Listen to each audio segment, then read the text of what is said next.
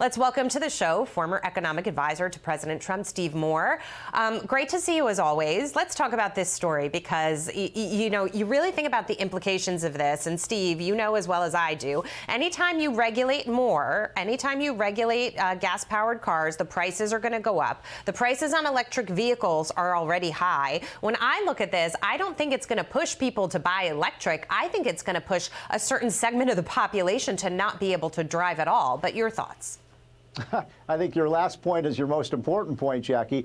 I've been saying for the last 2 years that the Biden administration's strategy is to basically prohibit gas-powered cars. And so what this, if you look at these new tailpipe emission standards that the EPA is coming out with, and let me just make sure that your viewers understand something. We've reduced emissions from tailpipes from cars by about 80% over the last 30 or 40 years. So we don't have a problem with tailpipe emissions in the United States. What this is really about is making these standards so stringent that the car companies will not be able to meet them. And what does that mean? That means they won't be able to produce and manufacture gas cars. And that means finally, that everybody's either going to have to get on mass transit or, if they have the money, buy an electric vehicle. So this is very dangerous. It's a war on the car. Yeah, it certainly is. But this is an administration that from day one basically declared a war on fossil fuels in this country. Yeah. We were energy independent,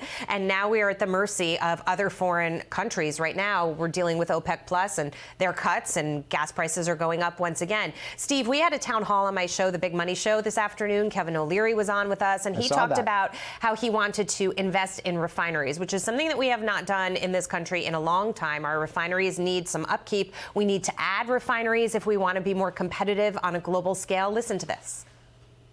I want to do something big. And the task that I've decided I'm going to take on is I'm going to build a refinery in America. It's going to cost about $14 billion. I'm going to syndicate that debt and that equity. I'm going to find a state that wants to work with me. I'm going to get a permit, and we're going to do the right thing for America. We have to have more refineries. Now, his intentions are great, but getting that permit here may be difficult. And later he went on to tell us, Steve, how the Saudis have given billions of dollars to China to build refineries because they will get the permitting done in order to do it. So you see on a global stage that we are just losing our competitive edge. I couldn't say it better, Jackie. And, I think all of your viewers understand that the first act by Biden was to cancel pipelines. So we need 3 urgent pieces of infrastructure to be energy independent again. We need pipelines, we need refineries, and we need LNG terminals so we can export a lot of our natural gas. Biden has put a kibosh on all of those, Jackie. And we know what's so interesting about this? Wasn't it just last week he was talking about invest in America? Yeah. How about investing in our energy production so we can be energy independent and even an exporter? It's absolutely unbelievable when you think about it, Steve. And you're right. We could have all the resources here in the world, but if we can't move them around efficiently, which pipelines do, then you're stuck. And of course, we need that refining capacity as well. It's just so frustrating to have seen President Trump bring us to that place where it was all happening and then to have it ripped away so quickly. Final point.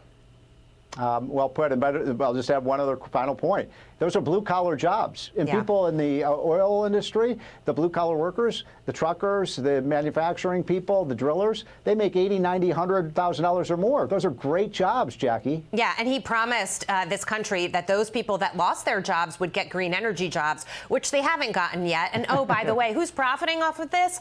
China. China is profiting off of this green energy agenda. Steve Moore, great to see you. Thank you. Thank you, Jackie.